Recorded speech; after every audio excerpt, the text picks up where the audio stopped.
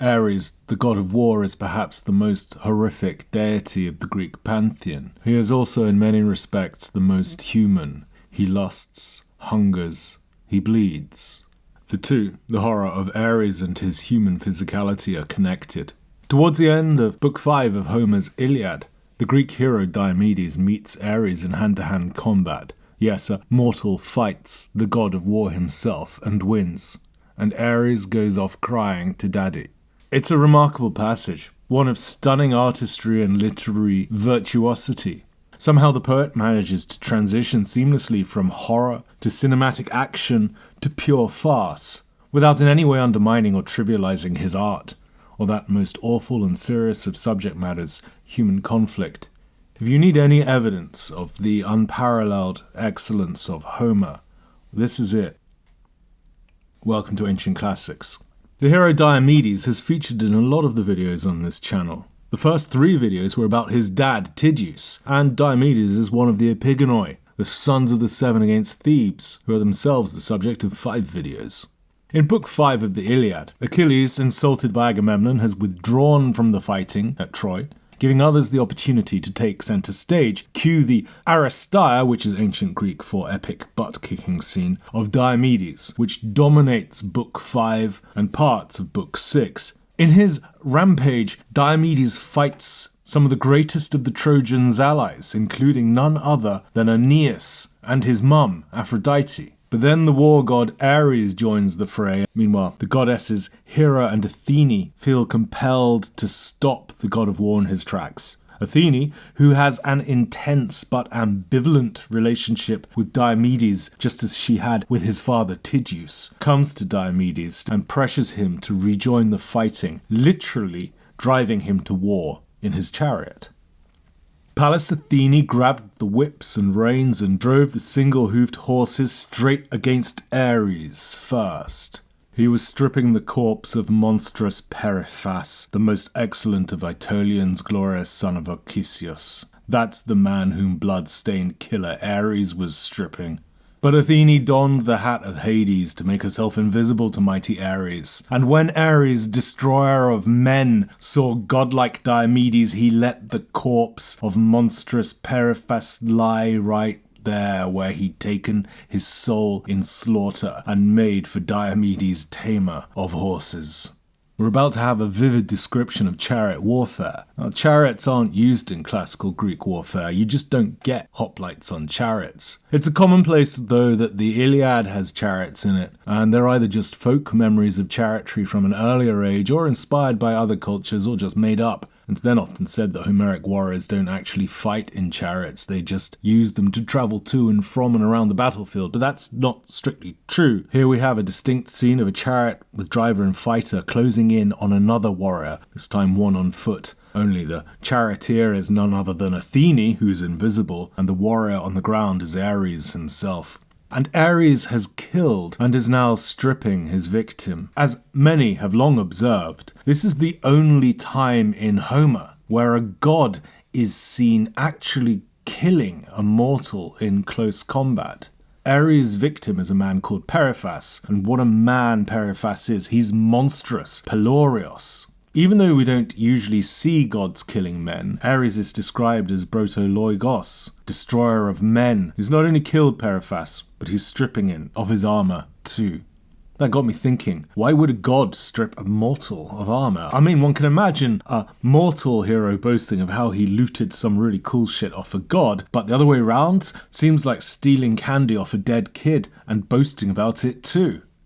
But then again, since we don't usually see gods killing mortals, we don't know how they're supposed to act when they do, and I suppose it's to be expected that the god of war should behave like a warrior when he kills, because elsewhere, that's just what heroes do. They kill, then they strip their victim of their armour.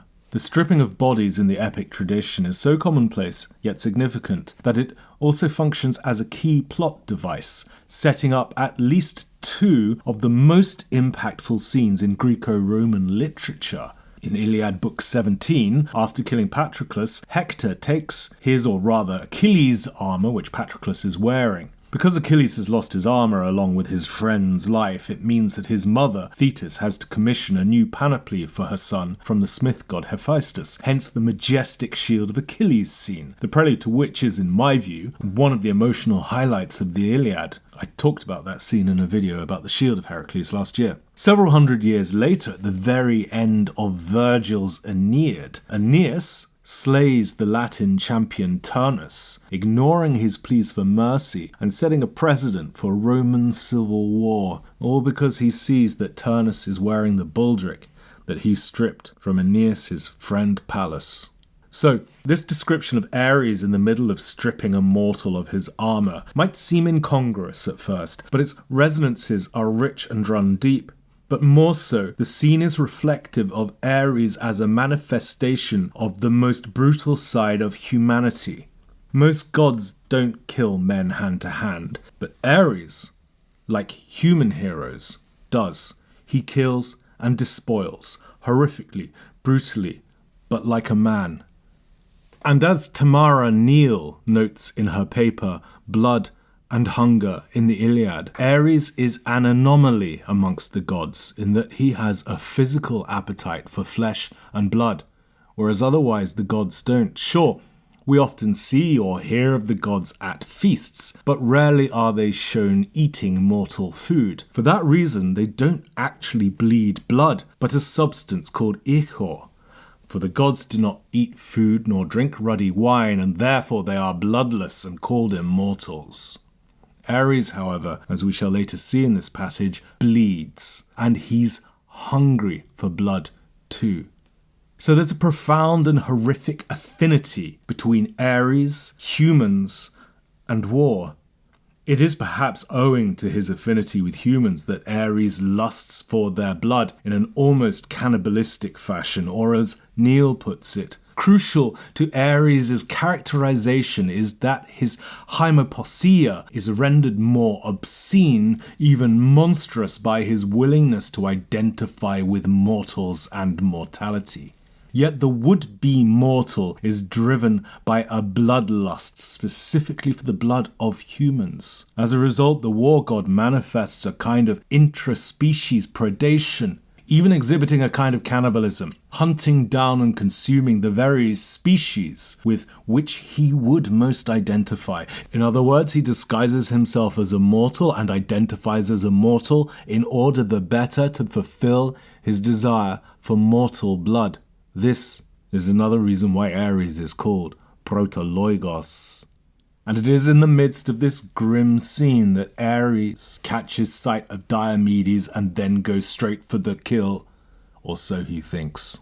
And when charging against each other they were in close quarters, Ares thrust with his bronze spear forward over the yoke and reins of the horses, eager to snatch Diomedes' life away. And the grey-eyed goddess Athene grabbed the spear in her hand and thrust it away from the chariot out of harm's way. Next, Diomedes, master of the war cry, lunged with his bronze spear, and Pallas Athene drove the spear at Ares' belly, just where he is girded with the armour.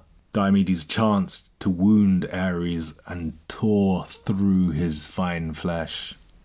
The fight scenes in the Iliad go on a bit and can become tiresome, following as they do one after the other. But when one takes time to examine, it becomes clear how rich they are in action and detail, especially here in this particularly epic fight. The initial images of Ares on the ground, but alert to and intent on his opponent, Diomedes incoming in the chariot. We see Ares rush directly at the chariot, thrusting up with his spear. Then Athene, who remember is driving the chariot but invisible, grabs the spear, wrests it away, all presumably while the chariot and Ares are in motion, smashing into each other. And yet simultaneously Diomedes lunges, perhaps he's leaping out of the chariot, even as Athene pushes Ares' spear away. But it is Athene who drives the spear into Ares' belly, although Diomedes is the one holding the spear and she's the one driving the chariot. But one can't take this too literally, or get too obsessed with who's doing what at what moment, save that Diomedes is channeling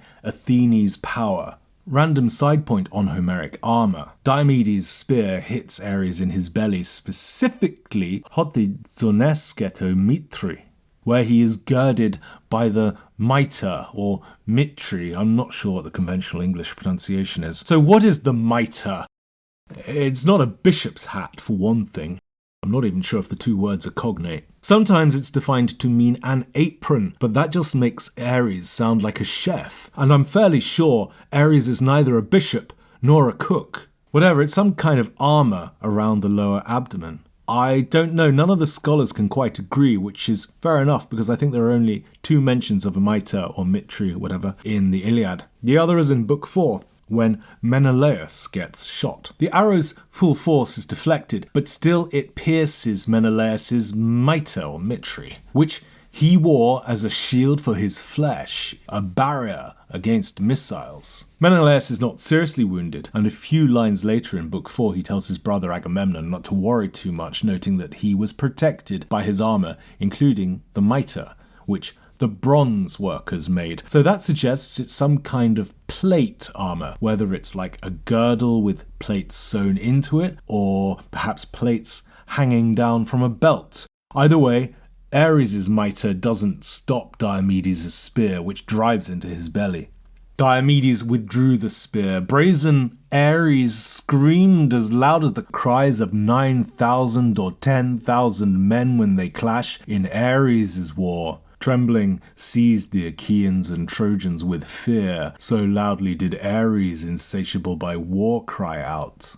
When Ares screams, the verb ebrache is used, twice in so many lines. Though Ares manifests humanity in its brutality, his scream is an inhuman sound. The verb brachein usually describes a mechanical screech or the cry of beasts.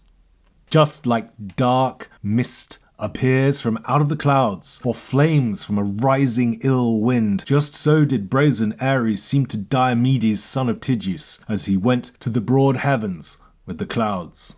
Swiftly Ares came to the heights of Olympus, abode of gods, and sat beside Zeus, the son of Kronos, grieving at heart, and showed him the immortal blood flowing out of his wound, and wailing out loud, he spoke these winged words. You thought the title to this video was just a figure of speech. No, Ares literally runs, flies crying to daddy. I find the shift in viewpoint midway through this passage really interesting. We have this epic simile about the mist or air or a flame or something, which is likened to the sight of Ares flying up to the heavens. But specifically, that is taken from the viewpoint of Diomedes. Off the top of my head, I don't think epic similes are usually tethered to the viewpoint of a specific character. I don't know, that's just a hunch. I've not fully checked the sources, so let us know in the comments if you can think of any other examples. But anyway, it's like one's transported to the plain of Troy, looking through Diomedes' eyes to this phenomenon of Ares rising to the sky. That's also strange because Diomedes has just wounded Ares, so he's in close contact with the god at the point in time when Ares begins his ascension to the skies. Yet the simile of air is described as appearing from the clouds. So there's this kind of dizzying multi-dimensional rift or whatever. At least that's the image that came into my mind. But perhaps it's not quite the image that we have here. See, Leaf suggests that the simile is describing a more literally applicable natural phenomenon, some kind of whirlwind of dust raised by the sirocco. That image of a pillar of dust rising from the scorched earth to the sky, now that I think of it, is a much closer simile and gives us a more literal and visual image of the god rising to the sky from the dusty plain. Either way, I think it's very cool. What is not very cool is how Ares then immediately starts bursting into tears and runs to his daddy in heaven. This marks a sudden tonal shift. We've had the grimdark horror of Ares on the battlefield, the vivid superhuman action sequence of the chariot charge, the epic simile of Ares rising to the heavens, and now the focus shifts to Ares from no particular vantage point as he visits Olympus and sits beside Zeus, bleeding everywhere and bawling, and soon will descend into outright farce. The shift in tone is pretty daring when you think about it, from a literary perspective, and the fact that the poem doesn't fall flat on its face at this point demonstrates the Homeric poet's mastery, something of an understatement. But before we turn to the following farcical exchange between Ares and Zeus, let's pause for a second and consider Ares' wound. He is bleeding. Blood, not the divine fluid ichor. Though to be fair, and hey, I'm just going to undermine everything I've said, but I don't care. When Diomedes wounded Aphrodite, that's Aeneas' mum, a few hundred lines earlier in Book 5, she bleeds ichor, but even then the poet says, the immortal blood of the goddess ichor flowed, such as that which flows in the veins of the blessed gods. So ichor, the blood of gods, is distinguished from mortal blood, but in the case of Aphrodite, it's nonetheless described as a kind of blood, hymer, ambroton hymer. The substance that Ares bleeds is also ambroton hymer, those precise same words, though it is not specified to be ichor. I say all that as a counterbalance to what I said earlier about Ares bleeding like humans, not like gods, but enough for now. Back to the scene. What does Crybaby Ares have to say to Daddy? Father Zeus, are you not incensed by these harsh deeds which you can see for yourself? We gods always endure such horrors on one another's whim for the sake of mortals. We are all fighting for your sake because you fathered that crazy destructive girl who's always eager to shit up. Now all the other gods that are there on Olympus, they follow your lead and each of us is forced into submission. Yet you refuse to tell her off or punish her. You let her do whatever she wants because you're that destructive goddess's father. She has now sent the bully boy son of Tydeus, Diomedes, to rage against the immortal gods. First in close combat he wounded Aphrodite on her wrist, but then like a demon he fell upon me. But my swift feet whisked me off to safety, or otherwise I would have suffered amongst the ghastly corpses, or would have lived, but drained of strength by the blows of bronze. I mean, this is just embarrassing. Ares, god of war, has been totally emasculated by Diomedes and by his own sister, Athene. For half his speech he complains about his sister, calling her all kinds of bad things, telling Zeus that he's being so unfair allowing Athene to get away with it. Yes, it's just like an annoying kid crying because his sister beat him up and she's daddy's favourite. Basically, that's all it is. And then he turns on Diomedes, but as if to draw attention away from the shame of being wounded by a mortal whilst being able to complain about it all the same, Ares focuses on how awful it was that Diomedes wounded Aphrodite.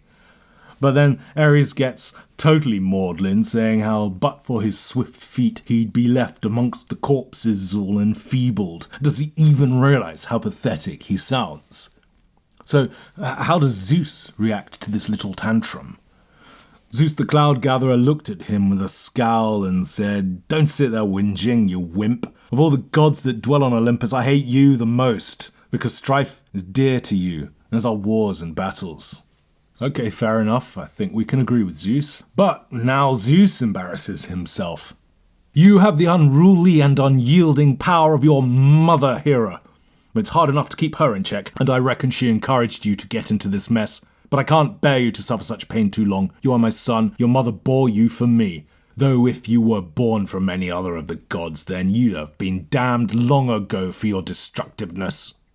I mean, this is hilarious. Zeus uses this as an excuse to moan about his wife Hera, saying Ares' bad behaviour is all her fault. It's especially cringeworthy that Zeus omits to say that just a couple of hundred lines back, he'd specifically given Hera permission to deal with Ares and he'd been the one to suggest enlisting Athena's aid, all of which Zeus conveniently omits to admit to. Though I guess one's not supposed to joke about these kind of things, domestic arguments, taking it out on the kids and all that. But like I say, Ares is the god of war, so it's okay to laugh. Zeus also says he'll let Ares get away with it, but only because he's his son, and he points out that otherwise, Ares would have been damned long ago. Okay, my reference to damnation, perhaps I'm putting too much of a Christianized slant on Zeus's admonition. What's the actual Greek say? "And ages ago, you would have been enerteros uranionon, lower down than the uranionoi."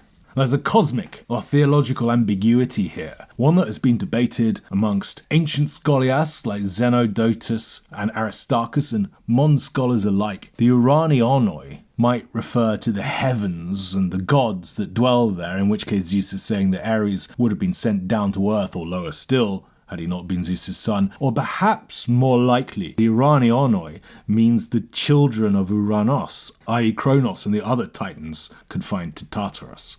In which case, Zeus means that Ares would have been confined to a place even lower than the Titans, who, according to Hesiod, are confined to Tartarus, a place as far beneath the earth as the heavens.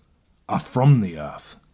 I don't know about you, but I kind of like that mythological ambiguity. One of the things that bugs me is when people bang on about Greek myths like it's some kind of canonical thing. I like the whole imprecision of it. Myth and illusion as a shifting concept, but that's just me. So my translation, "you'd have been damned long ago," works for me.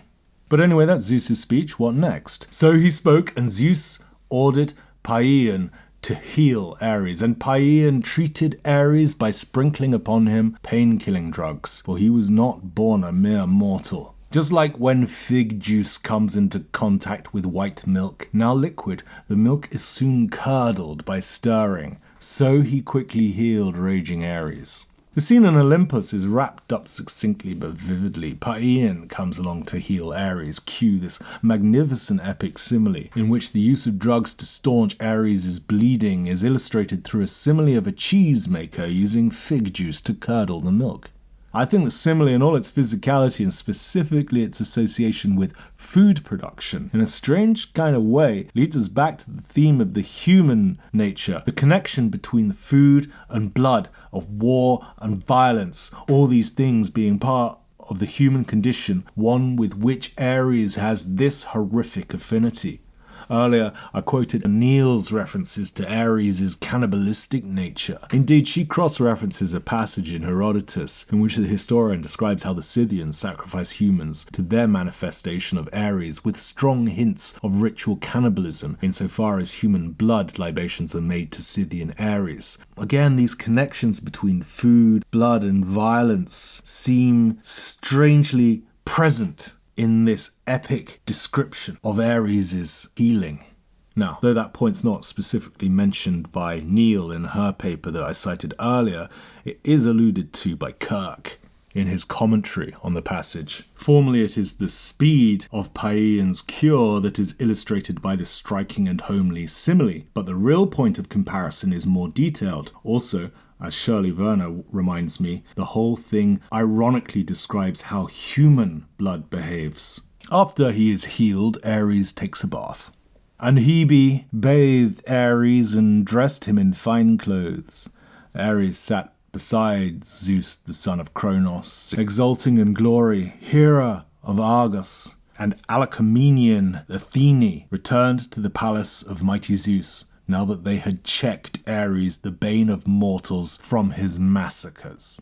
The final words of this passage serve as a reminder of Ares' ghastly nature, the final words being Hera and Athene cause Ares, the bane of mortals, to cease from his massacre, his slaughter of men. And indeed, the next book of the Iliad, Book 6, sees a continuation of the fighting, but without the gods, and it focuses on the human relationships between the secondary characters, between men fighting on either side, and between the defenders of Troy and their families. Next time, I'm not sure what next time, maybe I'll take a look at an Homeric hymn. Meantime, like and subscribe, and we'll be back soon.